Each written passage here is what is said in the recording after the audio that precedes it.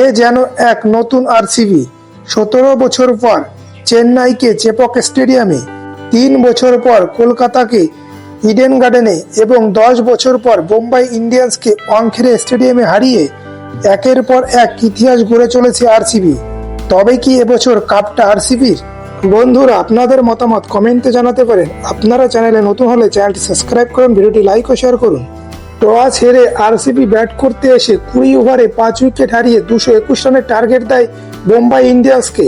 আরসিবির হয়ে সর্বোচ্চ রান করে বিরাট কোহলি 42 বলে 67, অধিনায়ক রজত পাটিদার 32 বলে 64, দেবদূত পাডিক্কাল 22 বলে 37 এবং জিতেশ শর্মা 19 বলে 40 রান চেজ করতে এসে মুম্বাই ইন্ডিয়ান্স ব্যাটিং ধসের মুখে পড়ে।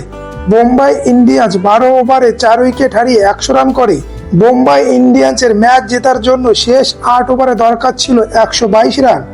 তখন হার্দিক পান্ডিয়া ও তিলক বর্মার ব্যাটিং ঝড়ের সামনে মুম্বাই ইন্ডিয়ান্সের ক্যাম্পে জয়ের স্বাদ দেখা দিয়েছিল। হার্দিক পান্ডিয়া 15 বলে 42 এবং তিলক বর্মা 29 বলে 56 রানে ইনিংস খেলে। কিন্তু 18তম ওভারে ভুবনেশ্বর কুমার তিলক বর্মাকে এবং 19তম ওভারে জশ হিজেলউড হার্দিক পান্ডিয়াকে আউট করে।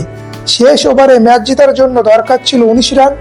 বল হাতে শেষ ওভারে কুনাল পান্ডিয়া 3টি উইকেট নিয়ে আরসিবিকে 12 রানে ম্যাচ জিতিয়ে দেয়। কুনাল পান্ডিয়া তার স্পেলে 4টি উইকেট নেয়। ইয়াশ দয়াল এবং জশ হিজেলউড 2টি করে উইকেট নেয়। ভুবনেশ্বর কুমার 1টি উইকেট নেয়। ম্যান অব দ্য ম্যাচ হয় অধিনায়ক রজত পাটিদার।